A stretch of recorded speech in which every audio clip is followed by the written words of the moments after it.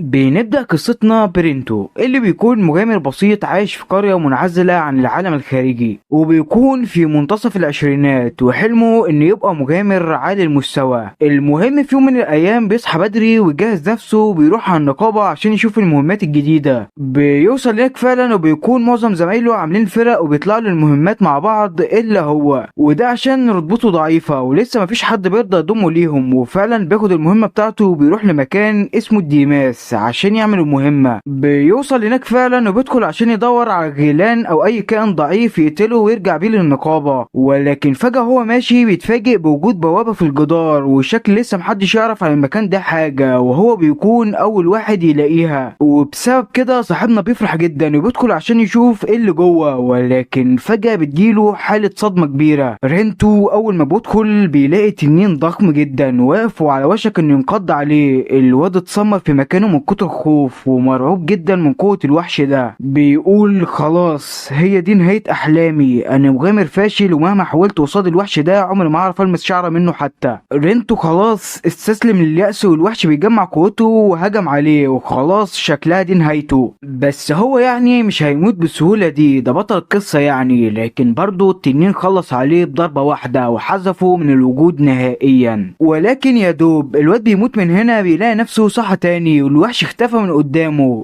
استغرب وما كانش فاهم اللي حصل له. بيحس بخفة في جسمه وبيبص على شكله في المية اللي قدامه دي وبيشوف صدمة ما كانش متوقعها نهائي. صاحبنا جسمه كله اختفى وبقى عبارة عن هيكل عظمي لا حول له ولا قوة. رينتو ما كانش مصدق اللي حصل له وبيقول هو انا بحلم ولا دي قدرة من نوع تاني ولا ايه؟ هو ايه اللي بيحصل لي بالظبط؟ بعدها بيقوم وبيتمشى في الديماس على امل انه يلاقي حد يساعده، ولكن لو حد شافه هو بالهيئة دي هيقتله بدون تفكير ومحدش هيصدق ان هو رينتو. وبيفضل يفكر ومش عارف هيتصرف ازاي، ولكن هو واقف بيلاحظ وجود هيكل عظمه قدامه. الهيكل اول ما بيشوفه بيهجم عليه عشان يقتله. رينتو هو كمان بيشجع نفسه وبيشيل السيف بتاعه وبيهجم عليه، ولكن يا صاحبي انت هيكل عظمي هتعمل ايه يعني؟ وبسبب ده السيف كان تقيل عليه وقع على الارض وخلاص شكلها دي نهايته. ولكن الهيكل ده كان تلفان اكتر منه بيقع على الارض قدامه ورجله بتتكسر وكان عمال يركب فيها. رينتو بيستغل اللي حصل وبيستخدم طاقته السحريه وبيعزز جسمه وبيقف من تاني وبضربه واحده بيكسر دماغه ويده بيقتله. من هنا بيلاحظ ان الهيكل اللي قدامه بينور وبيمتص طاقته، ورينتو بقى حاسس انه بقى اقوى. ساعتها بيفتكر كلام لورين صاحبته لما زمان قالت له يخلي باله وهو داخل الديماس، وده عشان مش يقابل احدى الكائنات الغريبه، كائنات عباره عن هيكل عظمي في البدايه ولكن اجسامهم قابله للتجدد. كل مدى جسمهم بيتطور اكتر واكتر وبيكتسب حاجات جديده في شكله لحد ما بيتحول بالكامل لوحش ليه قوه جباره ليه نفس شكل الانسان، ولكن قوتهم تفوقنا بمراحل. رينتو ساعتها فهم اللي حصل له، فهم انه بيمر بنفس المرحله دي وانه لازم يقتل وحوش اكتر واكتر عشان يتطور ويرجع لهيئته الادميه من تاني. بيقول في نفسه انا فضلت طول حياتي وانا بحاول احقق حلمي وابقى مغامر من الدرجه الخاصه، ولكن فضلت 25 سنه بحاول وما وصلتش لاي حاجه، بس طالما الحياه ادتني فرصه تانية فانا مش هستسلم مهما حصل. بعدها بيشجع نفسه وبيقوم يقتل في كل الهياكل اللي بتقابله لحد ما بيشوف السلايم ده قدامه وبيقرر يهجم عليه ويدمر جوهرته. بس لاحظ ان ادراكه بقى اقوى من الاول وبضربه واحده بيدمر جوهرته وبيخلص عليه في ثواني. بعدها بيجمع السائل بتاعه عشان يوديه للنقابه، ولكن رينتو بيتفاجئ بان جسمه بيتطور وبدا يطلع بخار ولحمه بينمو من جديد وبيكتسب كتله عضليه وجسمه كبر اكتر واكتر وتحول لغول، وده اثبات انه بقى احدى الوحوش الاقوياء وانه كل ما هيقتل الوحوش اكتر ويزود في طاقته جسمه هيتطور اكتر واكتر ويرجع لشكله الانسان من تاني. وبسبب كده بيفرح من التطور اللي حصل له وانه هيقدر يرجع من تاني، وبيقول انا عاوز اجرب قوتي الجديده دي بسرعه. بيتعمق في الديماس اكتر واكتر وبيوصل عند العفريتين دول الواد ملاحظ ان قوته زادت بشكل ملحوظ، وكمان استخدامه للسحر الضعف اكتر من الاول وبيقدر يقضي على العفاريت بكل بساطة. ولكن فجأة وهو واقف بيسمع صوت حد قريب منه، وبيكون ده صوت بنت عندها مهمة استكشاف المغارة. هي كمان كانت عمالة تقتل في كل اللي قابلها وعندها عزيمة واصرار مفيش زيه. ولكن فجأة وهي ماشية هيكل عظمي بيظهر وراها وبيهجم عليها. البنت بتاخد بالها وبتحاول تقتله ولكن بيصد كل ضربتها وما بيتأثرش من هجومها. رينتو كان واقف وشاف كل اللي حصل وكان عاوز يلحقها، ولكن عارف انها تخاف من هيئته دي. بس لما بيلاقي الهيكل كان خلاص هيقتلها بيروح وبيندع عليه بكل عصبية بيبعده عنها وبيقوله تعالالي، وبضربة واحدة من سيفه بيشقه نصين. قوة جبارة فعلا.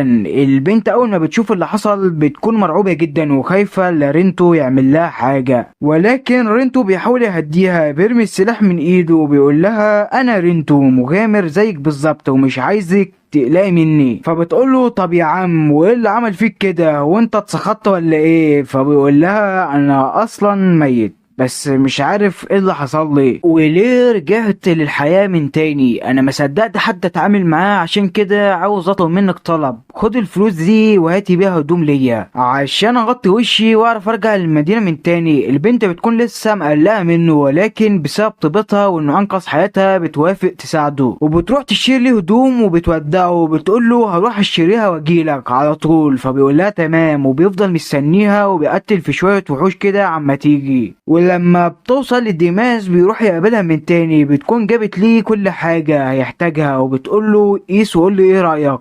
وفعلا بيقيس وبتطلع حاجة من الاخر وبتعجبه جدا. الولد بيكون مبسوط، ولكن لما بيبص في المراية بيفتكر شكله القديم وبيزعل تاني. ولكن لينا بتقول له انه مش يخاف عشان حتى هي دي مش نسيتها. بتطلع القناع ده وبتقول له كنت عارفة انك هتحتاجه. الواد بيفرح جدا وبياخد القناع منها عشان يلبسه، ولكن اول ما بيقربه من وشه بيلزق فيه وبيبان ان قناع ملعون ومش هيعرف يشيله من وشه الا بطاقة سحرية عالية. لينا اول ما بتشوف اللي حصل بتتأسف ليه وبتقول له يا عم والله ما كنت اعرف انه ملعون، انا بس استغربت هو رخيص كده ليه. وكانت زعلانة جدا بسبب اللي حصل له. رينتو بيقول لها ولا يهمك وبيقرب منها عشان يطمنها، ولكن بيبعد تاني عشان ما تخافش منه. بس البنت بتلاحظ اللي عمله وبتمسك ايده وبتقول له انا متأكدة انك مش هتأذيني، انا بقيت بثق فيك وكمان هساعدك تخش المدينة. الواد بيفرح من كلامها وفعلا بيتجهوا هما الاتنين على المدينة عشان يدخلوها. وبعد شوية بيوصلوا عند بوابة القرية، ولكن امن البوابة بيستغربوا من شكل رينتو. بيقولوا له احنا اول مرة نشوفك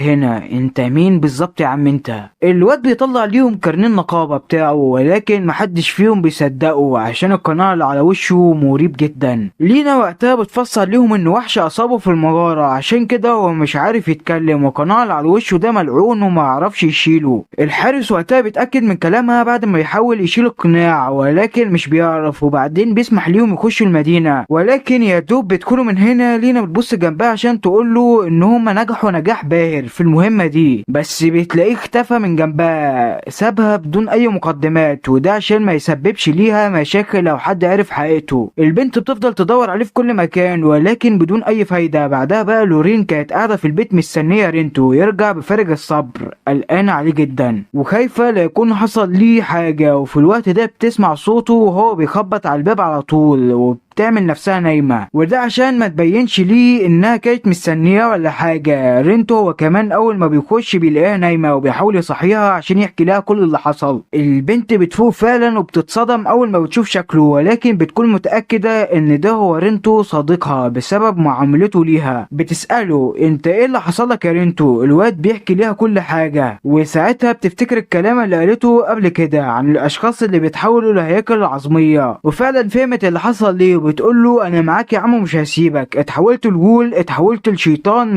معاك ومش هسيبك، بس انت كده لازم ترجع ديماس من تاني وتقتل وحوش عشان تتطور. الواد بيقول ليها اكيد طبعا، بس قبل ما اروح هناك اعدي على الحداد اخليه يعمل سيف تاني عشان اللي معايا باظ خالص وما عادش يعرف استخدمه. البنت وقتها بتجيب فلوسه وبتديها له وبتقول له روح يا رينتو روح وهات ليك سيف جديد، وعاوزاك تتطور اكتر واكتر وترجع اقوى من الاول، وده عشان تحقق حلمك واياك تستسلم بتستسلم مهما حصل. الواد بيشكرها على ايمانها وتصديقها ليه بالرغم كل اللي حصل له، وبعدها بيسيبها وبيمشي. وبعد ما بيمشي بتقعد لورين تقرا عن الحاله اللي وصل ليها وايه التغيرات اللي ممكن تحصل له، ولكن ساعتها بتتصدم وبتلاقي ان بعد ما التحول اللي هو فيه ده هتبدا تظهر عليه صفات الجيلان وغرائزهم وهيبقى غذاؤه من دم البشر. بتقلق جدا وبتقول لا اكيد رينتو هيقاوم ومش هيعمل كده ولا هيأذي حد مهما حصل. بتقعد وبتفتكر ذكرياتها ايام زمان لما كانت اصغر استاذه لتعليم السحر في المدينه، وده عشان هي قرأت كل كتب السحريه وحصلت على رتبه الدكتوراه. الكل كان بيحترمها وكان ليها مكانه كبيره في الدوله. وفي يوم كانت رايحه الغابه عشان تختار شويه نباتات من هناك، ولكن بينده عليها الراجل ده وبيقول لها استني انا عاوزك تاخدي ابني معاكي تعلميه اي حاجه من مهاراتك.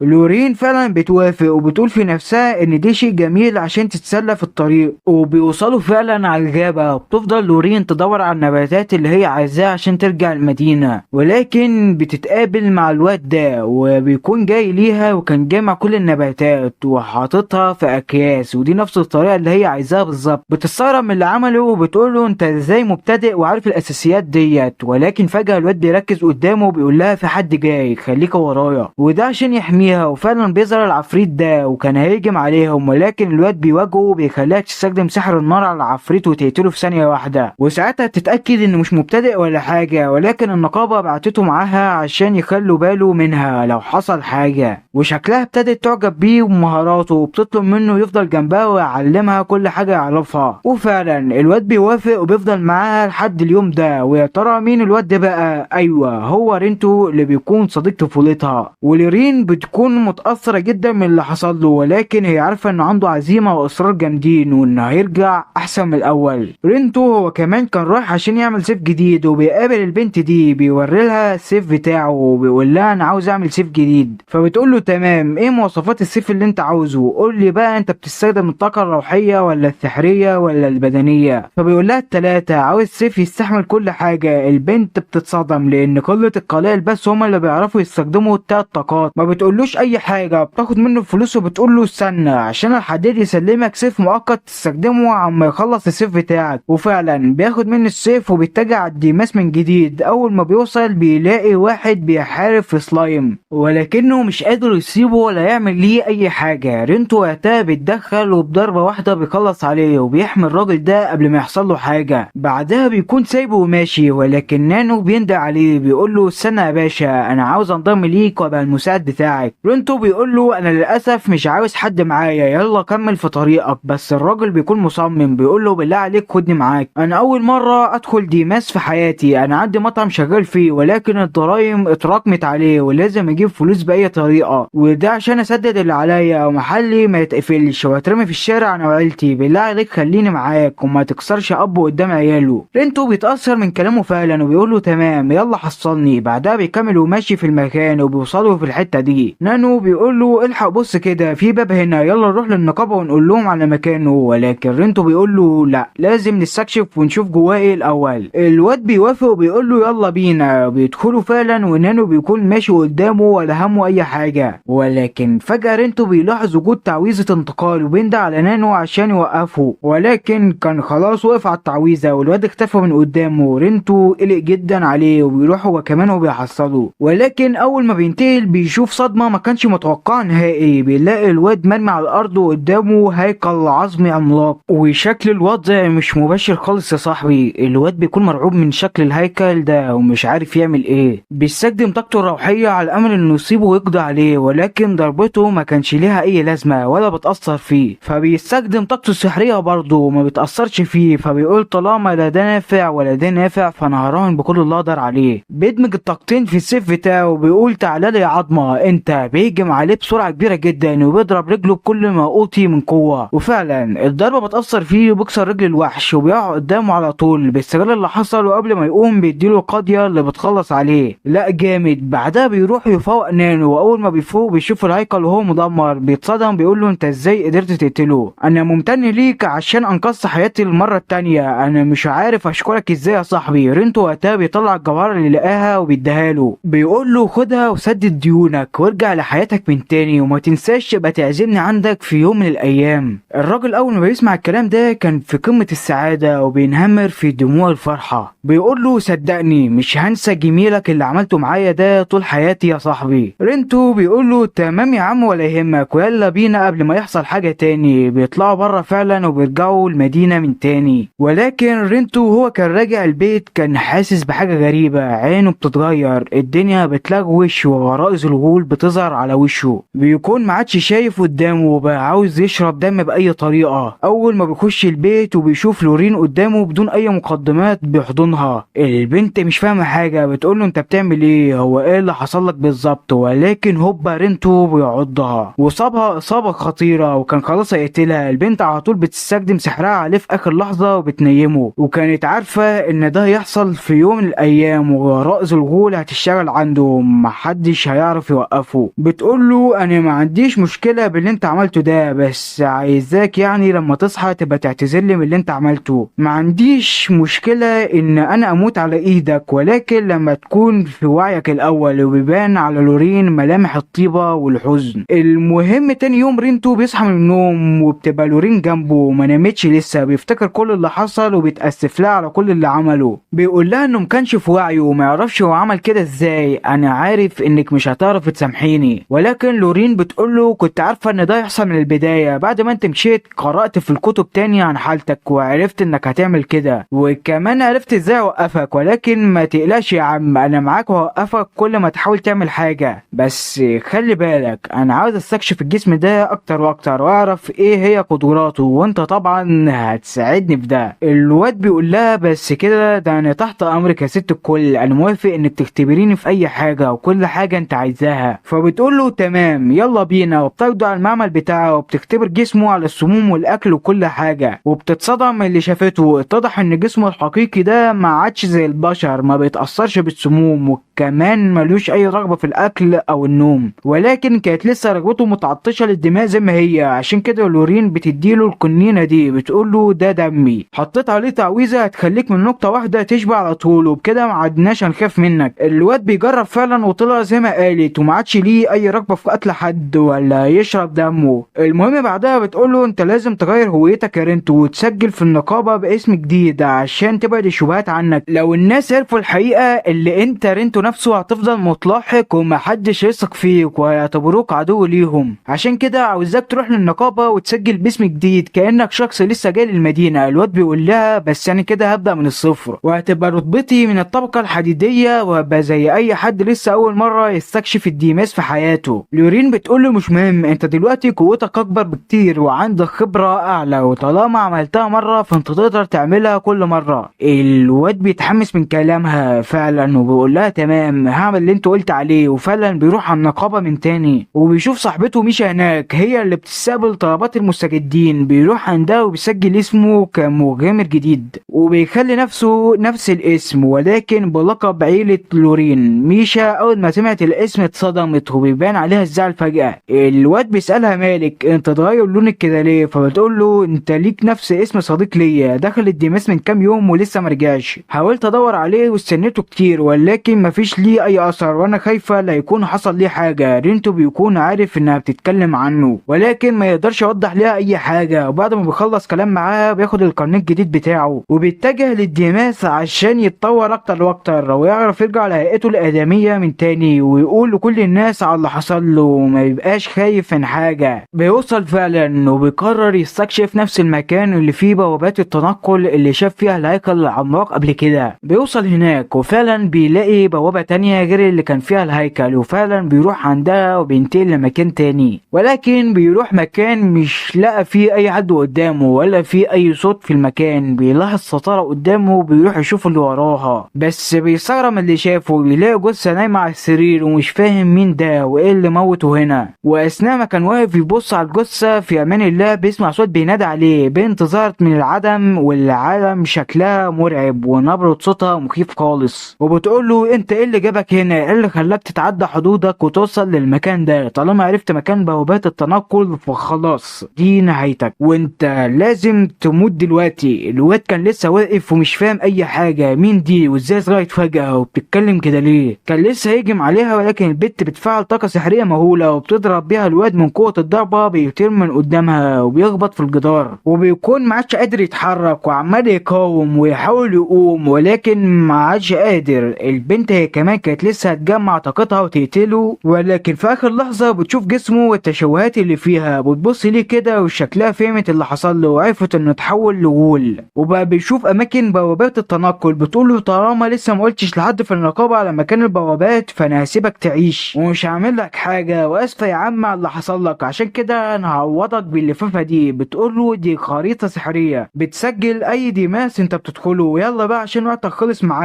وبعدها بتنقله لخارج الديماس. الواد ما كانش فاهم اي حاجة، مين البنت دي وليه عايشة جنب جثة كلها عظمة، اكيد في حوار كبير في الموضوع. على طول رينتو بيرجع لبيت لورين وبيحكي ليها كل اللي حصل له، وازاي ان في بنت عايشة في المغارة طاقتها السحرية عالية جدا. البنت ما كانتش مصدق في البداية لحد ما فتحوا الخريطة اللي اديتها له. اول ما بيفتحوا الخريطة المغارة اللي صاحبنا دخلها بتترسم قدام عينيهم. هما الاتنين كانوا في حالة ذهول وعايزين يعرفوا مين البنت دي وايه قصتها. وفي وقتها رينتو بيقول لها انا هروح ليها تاني، هي صحيح قالت لي ما تقولش النقابة عليا بس ما قالتليش ما تجيش هنا تاني، انا هروح اشوفها واتكلم معاها واللي يحصل يحصل. لورين قالت له او حب المجهول بتاعك ده هو اللي موديك في داهية، بس طالما قررت تروح فانا معاك وهفضل ادعمك لحد ما تحقق اللي انت بتتمناه. المهم بعدها على طول بيروح على الديماس على امل انه يلاقي البنت اللي شافها ويتكلم معاها، وبعد شوية بيوصل على المكان ولكن بيتفاجئ ان المكان اتغير وان البوابات اللي كانت موجودة اختفت. بيستغرب وبيقول مهما حصل فانا هوصل لك واعرف وراكي ايه، مش عشان حاجة ولكن عشان اتعلم منك كل مهاراتك السحرية. وفعلا بتعدي الايام وبيفضل رينتو ينفذ طلبات النقابة لحد ما بيجي اليوم اللي كان بيتمناه. ميشا بتقول لي نظرا لقوتك دي وعدم فشلك في اي مهمة فالنقابة قررت تديلك مهمة الترقية للطبقة النحاسية. الولد وقتها بيفرح جدا لان دي نفس الطبقة اللي قدر يوصل بيها بجسمه القديم. بيقول لها وايه الاختبار ده، يلا عرفينا عليه بسرعة. فبتاخده عند الراجل ده وبتقول له هيفهمك كل حاجة دلوقتي. الراجل فعلا بيتكلم وبيفضل يعظم في الرتبة النحاسية شويتين، وبعدين بيقول له اختباركم هيكون كالآتي، هتكونوا فرق من 3 مشاركين وهتروحوا للأوضة المتحددة في الخريطة ديت، واللي هيرجع الأول هو اللي هيترقى للطبقة النحاسية. رينتو أول ما بيسمع الكلام ده ما بيكونش مطمن وبيقول أكيد في إن كبيرة في الموضوع. ميشا بعدها بتجيله بيتعرفوا على الاتنين اللي هيكملوا معاه المهمة وهما رايزو ولورا، وفعلا كلهم بيروحوا على المغارة مع بعض. وأول ما بيوصلوا هناك رينتو بيوقفهم وبيقول لهم احنا لازم نشتري خريطة الأول. فبيقولوا له ليه يا عم، النقابة ادتنا واحدة اهي ومش محتاجين نشتري واحدة تانية. فبيقول لهم بص على التاريخ وهتعرف انها من 15 سنة، واكيد زمان في حاجات اتغيرت دلوقتي. العيال بتتصدر من قوة ملاحظته وفعلا بيروحوا يجيبوا خريطة جديدة. وبعدها بيدخلوا المغارة بيقابلوا وحوش كتيرة ولكن الثلاثي بتاعنا قوي، بيخلصوا على كل اللي قابلهم بكل بساطة ولا كأن حاجة حصلت. ولكن فجأة رينتو بيقول لهم خلي بالكم في حد مستخبي ورا السور ده وعاوز يهجم علينا، انا هاجم عليه في الاول وانتوا خليكم ورايا. وبالفعل رينتو تقدم وقابل الاصلع ده قدامه وبيلاحظ وجود 2 تانيين غيره، فبينبهوا اصحابه عشان يتعاملوا معاه وبيهجم هو عليهم. اول واحد كان ماسك قوس وبيضرب عليه ولكن رينتو بيكسرهوله وبعدها بيديله القاضية وبيرقده. التاني كان لسه هيستخدم سحر عليه ولكن رينتو بسرعة جدا بيكسر عصايته وبيجيب اجله هو كمان. وبعدها بيقف يتفرج على اصحابه وهما بيقاتلوا. رايس كان جسمه صغير بالنسبة للاصلع ولكن كان عمال يحاول معاه بكل قوته. لورا هي كمان بتستخدم قوتها السحرية وبتحاول تساعده، وفعلا رايس بيديله ضربة بتبعده وهوبا لورا بهجمة سحرية من ورا بتجيب اجله. رينتو بيفرح من اللي شافه وبيقول لهم عاش عليكم، يلا بينا نكمل مهمتنا. في نفس الوقت ده ميشا بيتم استدعائها من مدير النقابة. بيقول لها في الفترة الأخيرة لاحظنا اختفاء ناس من المدينة ومبقاش ليهم أي أثر وشكل في حد بيخطفهم. للأسف احنا شاكين في واحد بس، واحد انت المشرفة عليه وظهر فجأة في المدينة وبيلبس قناع على وشه. ميشا عرفت انه يقصد رينتو بالكلام ده وبتقول له مستحيل يبقى ليه علاقة باللي بيحصل ده، ومن يوم ما رينتو جه للنقابة وانا ما حسيتش ناحيته بأي حاجة وحشة، لا بالعكس ده بيفكرني بصديق ليا كنت بحبه جدا وانا متأكد ان عمره ما هيأذي حد. المدير وقتها بيقول طالما انت واثقة فيه قوي كده فنكتفي بانك تخلي حد يراقبه، طبعا لو حسيت بأي حاجة فمش تنسي تبلغيني. البنت بتقول له تمام وبعدها بتسيبه وبتمشي. رينتو واصحابه هما كمان وصلوا اخيرا عند الغرفة اللي المفروض يستكشفوها، بس رينتو بيحس بحاجة غريبة، بيكون قلقان على اصحابه لا يكون في وحش جوه ولا حاجة. شوية العيال دول هما كمان بيوصلوا للمكان وبيقولوا لهم انتوا هتفضلوا واقفين من غير ما تدخلوا كده ولا ولا ايه؟ بس رينتو بيفاجئهم وبيقول ليهم ما عندناش مشكله لو عايزين تخشوا قبلنا، فانا مش همنعكم. العيال بتتصدم وبيقولوا له طالما انت اللي عايز كده فيلا يا رجاله ندخل ونشوف جوه في ايه. وفعلا بعد ما العيال بيمشوا رايز ولورا كانوا في قمه الصدمه من اللي رينتو عمله، كان لسه يعاتبوه فبيلاقوا العيال دول طالعين جري من المغاره ومتصابين من كل مكان. رينتو بيقول زي ما توقعت بالظبط، النقابه ما عملتش اختبار سرعه ولا حاجه، دول عملوا كده عشان يعرفوا مين هيبقى كفاءه للمهمات الجايه ويشوفوا مين هيعرف يقضي الوحش اللي جوه. مرضتش ادخل في الاول عشان احذركم لو خايفين تخشوا وعاوزين ترجعوا ولا حاجه، ولكن رايز بيبص لورا وبيقول لها يلا نخلص عليه. لورا وقتها بتضحك ليه وبتقول له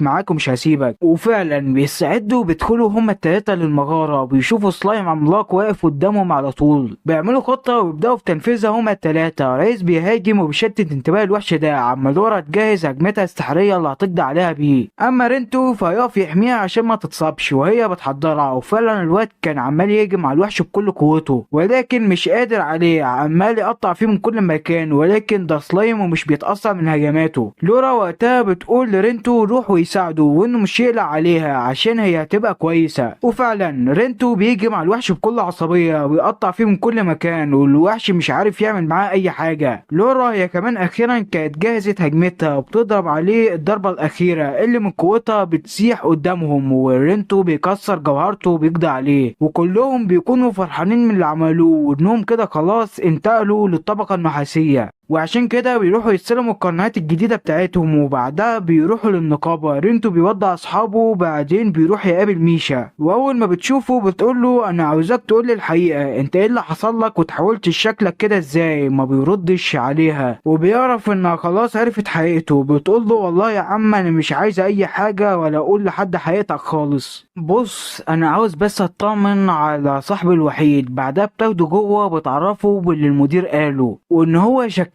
فيه وحاسين ان هو سبب الجرائم اللي بتحصل والاختطافات ديت. وبتقول له انا خايفه عليك عشان كده احط ايدك في ايدي وقول لي الحقيقه عشان اعرف احميك. رينتو وقتها بيفهم خوفها عليه وبيشير الرداء اللي على دماغه وبيقول ليها ده بقى شكلي بعد اخر مره رحت للمغاره. وبيبدا صاحبنا يحكي لها على كل حاجه حصلت ليه من البدايه، والبنت كانت مصدومه من اللي سمعته. وبعد ما بتعرف الحقيقه بتقول له تمام يا عم، اوعدك ان مفيش حد يعرف الحقيقه دي، لو حد في النقابه حاول يعمل حاجه فانا اللي هقف له بنفسي. رينتو بيشكرها على كلامها الجميل ده وقفتها جنبه، وبعدين بيسيبها وبيروح البيت. ولكن قبل ما يروح البيت بيعدي على الحداد عشان يجيب السيف بتاعه، بياخده منه فعلا وبيفضل يجرب فيه وللامانه طلع سيف جبار. بعدها بيكون مروح البيت ولكن بيسمع صوت طفل بيتحايل على احد المغامرين عشان ينفذ ليه المهمه بتاعته. الراجل ده بيرفض يساعده وبيقول له امشي من قدامي يا عم، انا ماليش دعوه بيك ولا بختك. رينتو وقتها بيروح له وبيقول له تعالى معايا انا هساعدك. بياخده على البيت وبيقول له ايه هي المهمه اللي كنت عاوز المغامر ده ينفذها لك. الواد بيحكي له قصته وبيقول له انا ماركو عايش في قريه متبهدله من وحش البحيره مرتين في السنه، ولازم كل مره الوحش ده يظهر فيها بنجيب اجمل بنت عندنا وبنضحي بيها عشان يهدى وما يدمرش القريه باللي فيها. ولكن في الفتره الاخيره بقى بيجي كل شويه وما عدناش عارفين نوقفه. بالله عليك ساعدني واقضي على الوحش ده عشان الاضحيه المره دي هي اختي الوحيده. الشباب بتتصدم من اللي سمعوه. رينتو بيقول له ما تقلقش يا عم انا هاجي معاك وان شاء الله هنلاقي حل اللي بيحصل دوت. لورين بتشجعه وبتقول له خلي بالك من نفسك، وفعلا بيروحوا معاه. وبعد مده بيوصلوا القريه اخيرا وبيروحوا عند البيت الواد ده، واخته هي اللي بتفتح الباب. اول ما بتشوف رينتو بتعرف ان اخوها هو اللي جابه وبتكون متضايقه. بتقول له انت مش هتعرف تعمل حاجه، وحش البحيره قوي جدا ومش هتعرف تعمل ليه اي حاجه. ولكن رينتو ما بيستسلمش وبيقرر يقف جنبها وبيقول لها ما تقلقيش وان شاء الله خير وهعرف انقذك. البنت بتقول له تمام وبيخلص اليوم على كده. وتاني يوم الصبح بيطلع بره وبيلاحظ وجود العلامه دي على الباب بتاعهم. بيسال ماركو على اللي عملها فبيقول له دي علامه البيت اللي هيطلع منه الضحيه اللي الوحش عايزها قربان ليه. فبيقول له هو مين اللي نحتها كده؟ معقوله هو بيطلع من النهر مخصوص عشان يختار واحده ولا ايه؟ الواد بيقول له مش عارف بس دي على طول بتظهر في البيت اللي فيه الضحيه. رينتو بيشك في الموضوع وبيحس ان في لعبه بتتلعب من وراهم. كمان الشك بيزيد جواه لما بيلاقي التجار دول جنب بيتهم وباين عليهم فرحانين مش زي زي باقي سكان المدينة. المهم بتعدي الساعات وبيجي الوقت اللي البنت هتموت فيه وخلاص كلها دقايق وهتودعهم، وبياخدوها للخيمة وبتجهز عشان مراسم التضحية، والبنت بتمثل انها كويسة عشان اخوها ما يزعلش لما يودعها، ولكن كانت بتتقطع من جواها. وبعد شوية رينتو بيجي ليها وبيقول لها انا عاوزك تقاومي، عاوزك لو حصل حاجة والوحش هجم عليكي فعلا خليكي متمسكة بالحياة لاخر لحظة، ولو مش عشانك فعشان اخوك الوحيد. وقتها بتنهمر في البكاء فعلا وما قدرش تمسك نفسها، مش عايزة تبعد عن اخوها ولا تخليه يزعل على فراقها، ولكن مفيش قدامها حل تاني. بعدها بيندهوا عليها عشان تركب المركب وبيضحوا بيها وفعلا بتودعهم وبتتقدم للقارب. ورينتو وماركو بقى ما سابوهاش وقرروا ينزلوا معاها المية عشان يتأكدوا من وحش البحيرة بنفسهم. رينتو بيقول له خلي بالك من اختك، ولو فعلا ظهر هجم عليكم فما تقلقش هكون ليه بالمرصاد. وفعلا ما هي الا لحظات قليلة وبنتفاجئ بوحش كبير وعملاق ظهر قدامهم كان خلاص هيهجم عليهم، ولكن رينتو على طول بيعمل تعويذة بتخليه يقف على المية وبيهجم عليه بكل قوته. ولكن المفاجأة ان الوحش ده كان كله سراب من الاساس والسحر هو اللي عمل كده. رينتو بيقول زي ما توقعت بالظبط، انتوا شوية كلاب اللي عملتوا كده. التاجر اول ما بيشوف انه عارف حقيقته على طول بيأمر اتباعه انهم يقتلوه، ولكن على مين؟ ده رينتو. الواد هجم عليه بكل عصبية ودمر السفينة بالكامل. بعدها بيرجع بالبنت المدينة تاني، وده بعد ما سلسل كل التجار عشان يعرفوا منهم الحقيقة. العيال بيقولوا ليهم احنا بنعمل كل ده عشان فلوس مش اكتر، كنا بناخد البنات دول وبنبيعهم في سوق الجواري، ولكن ما تقلقوش احنا لسه مش بعنا اي بنت فيهم، وهتلاقيهم كلهم في كوخ على الجانب التاني من البحيرة. كل الناس بتفرح وعلى طول بيروحوا عشان يحرروهم. الفرحة بتعم المكان، وماركو واخته هما كمان كانوا في قمة السعادة وخلاص مفيش حاجة هتفرقهم عن بعض تاني. وبعدها بيرجع صاحبنا للورين اللي بتكون مبسوطة جدا على نجاحاته وبتقول له طول عمري وانا واثقة فيك وعارفة انك قد المسؤولية، ويلا روح زي الشاطر كده للنقابة بقى عشان تقتل الوحوش وتطور تاني، وعاوزين نشوف هيئتك الجديدة. رينتو فعلا بيروح هناك وبيقف قدام قائمة المهمات عشان يختار واحدة منهم، وبيلاقي احدى المهمات الجديدة محدش لسه اختارها وهي احضار وردة دم التنين. بيقول المهمة دي مستحيل حد يقبل بيها الا ان جانب سعرها قليل جدا، ولكن الوردة اللي من النوع دي مش موجودة غير في جزيرة واحدة بس، ومش اي حد عارف يروح هناك. مش هي كمان بتجيله بتقول له ها لقيت مهمة عجبتك ولا لسه؟ فبيقول ليها هو مين اللي عاوز المهمة دي؟ فبتقول له مش عارفة، بس لو عايز تعرف روح للميتم اللي في نهاية القرية عشان هم اللي طلبوا المهمة دي. رينتو بيقول ليها تمام، وفعلا بيروح على الميتم وبتفتح ليه القمر دي وبتقول ليه عاوز مين؟ فبيقول لها ان مغامر جيت عشان انفذ المهمة بتاعتكم، بس عندي سؤال الاول. ميلا بتقول له اتفضل الاول واحكي لك كل حاجة دلوقتي. الواد بيخش فعلا وبتاخده عند العجوز دي وبتقول ليها ايه رأيك يا امي؟ جبت واحد عشان ينظف المخزن زي ما وعدتك اهو. الست بتقول له شكرا يا ابني عشان جيت تساعدنا، وبيكون باين في نبرة صوتها التعب جدا. ميلا بتقول له ما تقوليش ولا كلمة زيادة، ارتاحي وانا هاخده لتحت عشان ينظف. وبيطلعوا بره فعلا، والبنت بتقول له دي هي حالتها، عندها تسمم في الرئتين وحالتها متأخرة جدا ولازم الورد ده عشان نعمل الوصفة اللي بإذن الله هتداويها. لكن مرضتش اقولها على مرضها عشان تفضل مستحملة وما تفقدش الامل للحظة واحدة. رينتو بيفرح من كلام البنت دي وبيقول لها اعتبريني نفذت المهمة، بس قبل ما امشي خديني للقبو عشان انضفه زي ما وعدتها. وفعلا البنت بتاخده لتحت وبتقول له خلي بالك في فيران هنا مفترسة جدا واحتمال تأذيك. الواد بيقول ولا يهمك، وفعلا اول ما بينزل بيلاقي العصابة دي قدامه. كبير الفيران بيكون متعصب وباين عليه، واول ما بيشوف رينتو بيجم عليه، ولكن رينتو بيبعده، ولكن ده مش هيسيبك وبيجم عليه من تاني وبيعضه من ايده. ولكن اول ما نقطة دم من رينتو بتلمس الفار بيتحول وبيبان عليه حاجات غريبة. رينتو بيشك في الموضوع وبيقول قوم لف 3 لفات حوالين نفسك. فعلا بيقوم وبيلف، وميلا كانت في قمة الصدمة من اللي شافته. وبعدها رينتو بيودعها وبيروح للبيت عشان يعرف لورين بالمهمة الجديدة، وكمان بيودعها قبل ما بيمشي. لورين بتقول له انا مستغربة بس من حاجة، هو مين الاخ الجديد ده؟ فبيقول لها ايوه نسيت اعرفك بيه، ديلين صديق رحلتي من هنا ورايح، وانا جيت هنا عشان اقول ليكي ان انا رايح على جزيرة الشيطان عشان اجيب ورد من هناك. البنت بتتصدم وبتقول له ان الموضوع مش سهل زي ما باين عليه، الجزيرة دي غازاتها مسمومة مفيش حد راح هناك ورجع عايش، ودي بسبب التنين اللي بيحميها من اي حد يدخل هناك. رينتو بيقول لها انا عارف كل ده مش شيء لاقي، لو على السامة فانا عارف ان ما بقاش يأثر فيا، اما بقى لو شفت التنين فهرب على طول من المكان. لورين بتقتنع بكلامه قدامه فعلا، ولكن قلبها ما كانش مريحها، ما كانتش عاوزاه يسيبها ويمشي، ولكن ما بتقدرش تمنعه، بتقول له تروح وترجع بالسلامه، انا هفضل على طول مستنياك. وفعلا الواد بيمشي وبيركب العربيه اللي هتوديه لاقرب حته من الجزيره. الراجل ده بينزله في الحته دي وبيقول له دخر يا ابني، الله يكون في عونك وان شاء الله تقدر ترجع بالسلامه. رينتو بينزل من العربيه فعلا وبيدخل الجزيره زي الاسد ولا همه. بيقابلوا شويه عفاريت دول، ولكن هي الضربه والتانيه بيقضي عليهم بالكامل. بيكمل في طريقه وبيعدي الحته دي عشان يروح الناحيه التانيه، ولكن الجسر بيتكسر وبيقعد في نص الميه. كان لسه هيقوم ولكن بيلاحظ وحش كبير هجم عليه، شكله هو ده تنين الجزيره ولا ايه. فجاه لين سابه وهرب وقال له مع نفسك يا ابو الصحاب، خلص وبقى كلمني. ولكن رينتو بيهرب من الوحش وبيكون خايف جدا. بيوصل للطريق مسدود ومفيش قدامه حل غير انه يقاتل، وبيقول طالما انت كده يبقى تعالى، وبيهجم عليه بكل قوته، ولكن ما بيتاثرش. بيستخدم طاقته السحريه وبرضه مفيش فايده. بيدمج التلات قوى مع بعض على امل انه يصيبه زي ما عمل قبل كده، ولكن التنين ده غير اي حد يا باشا. جميع محاولاته بقت بالفشل وما عادش عارف يعمل معاها اي حاجه. ده لولا كمان انه من يعمل السموم كان زمانه مات من قبل ما يشوفه حتى. وساعتها بنتفاجئ ان لين اتعصب جامد وهجم على التنين بسرعه كبيره جدا. ولكن هتعمل ايه بس، التنين كله في بقه، ولكن بسبب صغر جسمه عرف يهرب منه. بس بسبب اللي حصل ده رينتو بتجيله فكره. بيلاحظ وجود فراغات بين فقرات رقبته، بيقول ايوه هي دي نقطه ضعفه. بيراهن بكل حياته على الهجمه الجايه وبيقول هي حظها. بيدمج كلا الطاقتين الروحيه والسحريه وبيهجم عليه بكامل قوته. بيهجم على الفراغات دي وبيعافر بكل ما اوتي من قوه، وما هي الا لحظات وفعلا رينتو بيفصل راسه عن جسمه. وبعدها بيمتص جسم الوحش بأداة سحرية. وبعدها بيكمل في طريقه اخيرا. بيوصل عند ورد دم التنين وبيقول ايه المنظر الجامد ده، وبيفرح جدا وبينزل عشان يجيب الورد. ولكن فجأة بيسمع صوت مخيف من وراه. بيظهر ليه شخص ودانه محدبة كده، وبيظهر انه نوع من انواع الالف. وبيقول له حاجة غريبة كده. رينتو من كتر الصدمة ما قدرش يتحرك من مكانه، كان مرعوب جدا. فيا ترى مين الشخص ده وايه اللي هيحصل في حكاية رينتو؟ ده اللي هنعرفه في الجزء الثاني من الحكاية.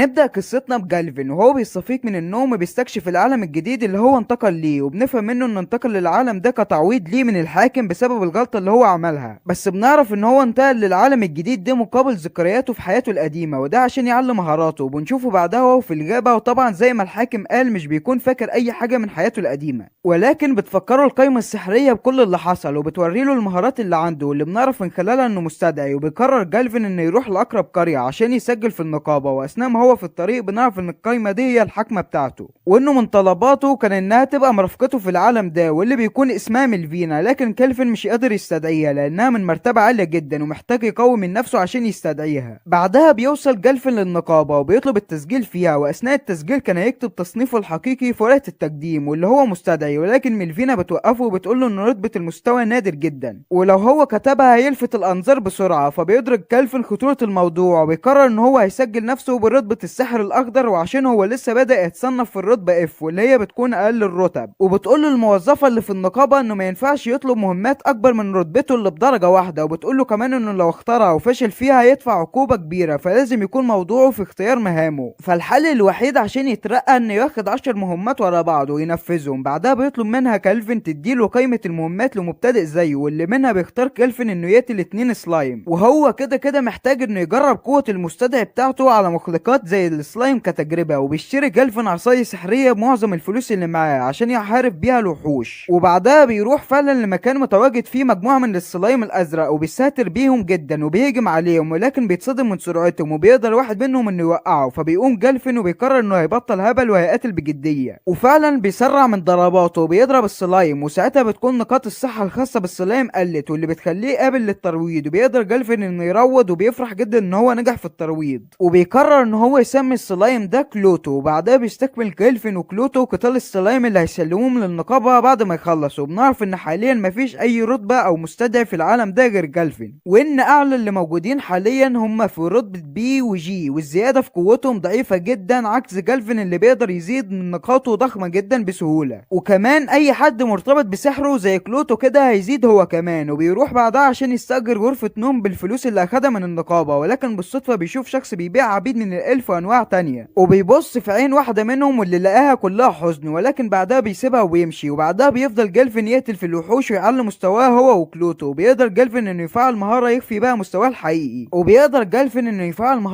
فيها مستواه الحقيقي عشان محدش يحلل قوته او يعرف مستواه بعين التحليل. وبعدها بنعرف ان جالفن اترقى للرتبة يه، واللي بتكون بعد الرتبة اف. فبتقول له ميلفينا انه كان قال انه مش هيجذب الانتباه، بس بالحركة اللي عملها دي كل اللي جوه النقابة بقت تتكلم عنه وعن سرعته في الترقي. وبنشوف جالفن بيقول للمضيفة اللي اسمها انجي انها تديله مهام من المستوى دي، واللي بيكون مصر عليها رغم تحذيرها ليه. ولكن بيتدخل شخص كده اسمه كاشن بيعرض عليه انه ينضم لفرقته، وده عشان يهزمه شبح الفارس الاسود. وبيقول له انه من المستوى دي، وبيفضل يفخم في نفسه وهو اصلا من الرتبة جيم. فبيحلل جالفن قوته بعينه وبيعرف ان هو قاتل وان هو عاوز يعمل له فخ، وبيستدرجه ليه. فبيقلب جالفن الفخ عليه وبيقول له ان عنده حل تاني، وهو تحدي مين اللي هيهزم شبح الفارس الاسود الاول. وكايشن بيستهزأ بيه وبيقول له انه صعب جدا انه يهزم شبح بالقوه دي مفرده. بس بالرغم من كده كايشن بيوافق على التحدي، بس هو عن نفسه هيقاتل مع فريقه. وفعلا بيحين الوقت وهو وفريقه بيروحوا للقصر اللي بيحرسه شبح الفارس الاسود، ولكن بيلاقوا كالفن قتل كل الوحوش الجماجم اللي كانت موجوده وانه واقف مستنيهم. وطبعا كالعاده بيفضلوا يسخروا منه، لكن جالفن بيبص بس شريره كده وبيقول اللي يعرف يخرجني يفرجني، وانا اصلا عارف ان في مكافأة على اللي هيجيب راسهم هم الكل. والكلام ده بيستفز الضخم اللي فيهم، وبيستخدم جالفن عليه تعويذة الوحل من الرتبة دي. وبعدها بيستخدم تعويذة الرياح، ولكن الضخم بيصدها بسهولة وبيتجنبها كاشن واللي معاه بصعوبة. وفجأة بيهرب سحب كاشن وبيقول له ان في حاجة مخيفة في جالفن وانه مش شخص عادي. ولكن جالفن مش بيسيبه يهرب وبيستدعي كلوتو، واللي بنلاقي انه اتطور وبقى في مستوى اعلى في فئة شيطانية بقرابة ملك الشياطين اللي كان موجود زمان. المهم ان احنا بنشوف الحزين ده بيجري عشان الوحش اللي وراه، وبيضربوا كلوتو وبيفقدوا الوعي، وبيمسك الضخم وبيهزمه وبيهزم جالفن كاشن. وبعدها بيربطهم وبيقولوا انه هيسلمهم للنقابة وانه دلوقتي خلص من التحمية وهيبدأ يخش على الحاجة الأساسية. وفعلا بيخش على شبح الفارس الأسود وبيتصدم من قوته اللي بتكون جبارة جدا، وبيفكر في إذا كان الفارس ده ينفع يكون في فريقه ولا لا. وبالفعل بيغير رأيه وبيقرر ان هو يعمل عقد معاه. وبعدها قال الكلام ده لشبح الفارس الأسود، وبنلاقيه اللي هو فرح قوي لان دي اول مرة حد يجي يتكلم معاه مش عشان يهزمه او يستغله. ولكن في مرة اجى مبعوث من قرية الالف وقال للفارس ان يكون تحت حكم الالف او انه يتدمر مملكته، ولكنه رفض. وبعدها للاسف اتدمرت المملكة بتاعته. ولكن الحاجة الاكثر مأساوية ان زوجة الفارس الاسود وبنته بسبب اللي حصل ده ماتوا. وبيعرض عليه جالفن انه يعمل معاه عقد، ولكن شبح الفارس الاسود بيقول له انه لازم يثبت ليه لنفسه الاول. وفعلا بيقدر جالفن بعد قتال طويل وصعب انه يهزمه، وبياخد جزء من درعه بعد ما اتدمر وبيديله للنقابة على اساس انه تخلص منه. ولكن في الحقيقة انه بقى واحد من فريق جالفن، وان جالفن كده بقى في الطريق انه يكون فريق قوي. وبعدها بيترقى جالفن للمستوى دي بسبب الاكشن اللي حصل، وبيتحبس فريق كايشن وبتقول له ان رئيس النقابة عايز يقابله. وبالفعل بيقابل جالفن مدير النقابة وهو طالع على السلم، وبنعرف ان القدرة بتاعته هي تحليل القوة، لكن هو في مستوى عالي جدا فيها لدرجة انه كشف قوة صاحبنا رغم انه اخفى القوة بتاعته. وبعدها الرئيس بيقعد مع جالفن ويبدأ صاحبنا يقول له ان هزم الفارس الاسود الى اخره. وبيدرك جالفن انه اتحاصر من الراجل ده، فبيقولوا له اتباعه انه يعترف لانه خلاص محتاج يكون اصدقاء. وبالفعل بيقول له جالفن تمام يا عم هقول لك على الحقيقة. فبيقول له المدير انه مش اول شخص يقابله كان جاي من عالم تاني، وان كان في ناس اجت قبل جالفن واللي هم ابطال الامبراطورية المقدسة، واللي تم استدعائهم من قبل كاهنة عشان هي اتنبأت بانبعاث ملك الشياطين من جديد. وبيسأل جالفن مالفينا عن حقيقة الامر ده، فبتقول له ان هم فعلا موجودين في العالم ده وهي اللي بعتتهم هنا، وانهم مش تهديد قوي بالنسبة ليه رغم انهم دلوقتي هيكونوا اقوياء. المهم ان جالفن بيقول لمدير النقابة هات لي الزتونة وقول لي انت عايز ايه مني. فبيقول له المدير ان لو ملك الشياطين انبعث زي ما الكهنة قالت، فالابطال هيكونوا مشغولين في قتاله، والوحوش هتلاقي فرصة تهجم على الناس واللي هتكون قوتها تدول بسبب رجوع الشياطين. فعشان كده هو بيطلب من جالفن المساعدة عشان يحمي الناس الابرياء اللي مش لهم ذنب، وده مقابل انه هيوفر له كل اللي محتاجه عشان يوصل لمستويات اعلى. وفعلا بيوافق جالفن على شروطه دي. وفي اليوم اللي بعده بياخد جالفن مبلغ وبيقول لكلير انها تحضر طبق اضافي النهارده. وبعدها بيخرج وبنعرف انه راح يشتري العبده اللي شافها قبل كده في اول قصتنا، وانه بيدور على عبده محدش من الاسياد اشتراها قبل كده عشان تكون قطع خام، وده لانه عايز يطورها زي ما هو عايز. وبالفعل بعد ما بيوصل بيكتشف انها عليها لعنه وان اي حد بيلمسها بيتحرق، عشان كده مفيش حد اشتراها لحد دلوقتي. فبيسال ميلفينا عن ايه المطلوب عشان يفك اللعنه دي، فبتقول له دي تعويذه البركه المقدسه. وبالفعل بيروح حبه وبيطور نفسه وبيرجع في نفس اليوم، وبتتصدم ايفل اللي هي البنت اللي عليها اللعنه من انه اشتراها. فبيسالها جالفن هي عبده من امتى، فبتقول له من صغرها تم بيعها على طول وانها ما شافتش ابوها ولا امها وبتعيط، وصاحبنا بيحاول يواسيها ولكن بتمنعه عشان مش يتأذى، ولكنه بيظلمها وبيفك اللعنة اللي عليها، وبتفرح ايفل جدا وبالفعل بتروح معاه البيت، وبيخلي كلير تشوف ليها اللبس وبيحكي لها عن قصته، وبتكون ايفل مطمنه له جدا وبيديلها الحرية في انها تختار تستخدم نقاطها في ايه، وطبعا هو عمل كده عشان تحدد المهارات اللي هي عايزاها براحتها. وبعد شهر من التدريب وقتال الوحوش بنعرف ان ايفل اختارت باغلب نقاطها مهارة الرماية والرؤية من مسافات بعيدة، وجالفين بقى في الرتبة بي وكمان بقى كويس في الحدادة جدا. وبنعرف ان جالفين فاضل له مهمة واحدة على التسعة اللي معاه ويترقى للرتبة ايه، وكمان ايفل بقت في الرتبة بي بسرعة، وبتعرض انجي على البنت دي على ايفل يعني انهم يروحوا على محل جديد لسه فاتح ياكلوا عنده. وطبعا ايفل بتحشر جالفين وبتخليه يجي معاهم، وفي الصباح بيروحوا شلة جالفين للمطعم، لكن مرة واحدة بيدخل عليهم امير من مملكة رايزن واللي كان جاي هو حراسه الشخصيين وبيغلسوا على الناس. وطبعا بيكون الامير ده بيتمادى قوي وشايف نفسه، وبيطلب من جالفين يسلموا ايفل وانجي، وانه لو سلمهم هيسيبه ويمشي، ولكن جالفين بيتعصب وبيطير الحارسين بتوعه واحد يمين والتاني شمال، وبيستخدم سحر الجاذبية وبيخلي الامير يثبت في مكانه، وبيسأله هو ايجي هنا ليه، وبنعرف ان هو ايجي عشان سمع ان في مغامر صاعد بسرعة وانه قوي جدا وانه عايز يضمه تحت خدمته. فجالفين كده بيستهتر وبيقول له ان هو المغامر ده وانه شخص غبي وبيفقد الوعي وبيمشي. وبنروح بعدها لملفينا لما بتقابل الكهنة وبتشوف الابطال قوتهم وصلت لفين، ولكن للاسف بيخيب املها وبتقول لجالفين ان هم ضعاف ومش اقوياء. واثناء كلامهم بنعرف من كلير ان النقابة طلبت جالفين وبالفعل بيوصل، وهناك بيقول له مدير النقابة عن وجود شيطان اسفل كوخ في الغابة، وفي احتمال ان يكون الشيطان من فئة قوية جدا. وطبعا عشان مدير النقابة سوسة بيقول لجالفين ان سمع ان في شخص وجم مع الامير، فجالفين بيقول له انت قصدك على الشيطان، يا عم اعتبره خلص. وبالفعل بيوافق جالفين ان ينفذ اللي هو عايزه، وبعد تعمق كبير تحت الكوخ بيوصلوا اخيرا لبوابة كده، وبيحس جالفين بوجود شخصين جوه، واحد قوته مكتومة والتاني باين عليه اللي هو قوي جدا. وبيفكر جالفين وبيقول انه هيحالفوا الحظ لو ضم الشيطان المختوم ده لفرقته، وبعد ما بيدخلوا بيتصدموا من كمية الجماجم اللي موجودة، وكانت وحوش كتير من انواع مختلفة، وبيشوفوا الشيطان المقيدة والشخص التاني اللي كان معاه واللي بنعرف ان اسمه فيكتور، وبيقول لجالفين ان الشيطانة المقيدة دي ابنة ملك الشياطين السابق، وان محدش يقدر يحررها غير الاشخاص القوية. اظن يا شباب انه نجح في انه يجيب واحد. المهم بيقول له جالفين يعني انت عايزني اساعدك في فكها، فبيقول له الشيطان لا يا اسطى، انا قوتي الشراهة، يعني اي شخص باكله بحصل على قوته، وانا عشان كده ناوي اكلك عشان استحوذ على قوتك يا اسطى، وكمان عشان احرر بنت ملك الشياطين واخليها حرة تبحث عن هدفها للحياة. فبيضحك جالفين وبيفرح جدا ان هيقتل شخص قوي جدا هينازعوا وجها لوجه. بالفعل بيبدأ القتال بينهم، وبيستخدم فيكتور السحر الاسود بتاعه وبيحرك بيه جماجم الوحوش وبيخليهم يهجموا على جالفين، ولكن جالفين بيقدر يدمرهم بكل سهولة قبل ما يوصلوا ليه، وكمان الفارس الاسود بيقدر انه يغلبهم بسهولة. وبيقول فيكتور لجالفين انه شخص واخد مقلب في نفسه وانه هيوروه حجمه الحقيقي، وبيعمل حركات حواليهم وبيخترق الارض عشان يهاجمهم على سوا، ولكن جالفين بيقول للفارس الاسود انه ما يقلقش عشان هو عارف مكانه، وبالفعل بيقدروا انهم يتوقعوا ضرباته وبيصدوها. وبتطلع ايفل بعد ما بتكون مستخبية وبتهجم عليه، ولكن بيصد ضربتها، وكمان السلايم بيهجم عليه وبيمتص من سحره ولكن بيضربه وبيرميه بعيد، وبسبب كده بيتعصب فيكتور جدا وبيقاوم من نفسه، بس جالفين والفارس الاسود وايفل بيهجموا عليه قبل ما يقاوم من نفسه بشكل كامل. وبنتفاجئ انه بيحمي ابنة ملك الشياطين عشان مش عايزها تتأذى، وبيفضل ثابت وهو بياخد الضربات، ولكن بيخبط في الحيطان وده بسبب انهيار، فبيخاف عليها وبيروح ينقذها من الخطر وبيصد الحطام عنها، وبعدها بيقع من التعب. وبنفهم منه انه كان هدفه من كل ده يخلي جالفين يقتله بجدية عشان يعرف مدى قوته. ومن كده بنعرف ان فيكتور هو صديق وحامي بنت ملك الشياطين، وده بسبب ان ابوها كان بيخبيها عن الناس عشان لو حد عرف هويتها كلها هيأذيها، فعشان كده فيكتور كان مهتم بيها. وفيكتور بيكمل كلامه وبيقول ان للاسف حصل اللي كان خايف ابوها منها وهجم عليهم البطل، فقال الملك لفيكتور انه هيعمل تعويذه يخلي فيها الاميره تبقى في سبات عميق، وده عشان محدش يعرف مكانها لحد ما يجي بشر قوي يحررها عشان يبعد عنها البطل. وبالفعل بمرور السنين ده اللي بيحصل بقتوم جالفين، وبيطلب فيكتور منه انه يضمها لفريقه، وبيعترف فيكتور بقوته، وجالفين بيقول له انه يقدر يعالجه ممكن انه يضمه لفريقه، ولكن فيكتور بيرفض وبيقول له انه مش برافق غير ملك الشياطين، وكماني انا عشت كتير ان الاوان ان نرتاح. وبيقول له فيكتور انها سامعاهم دلوقتي، ومجرد ما يفك الختم عنها هي هتصحى، وبعدها بيفارق فيكتور الحياة. وبالفعل بيفك جالفين الختم وبتصحى فعلا،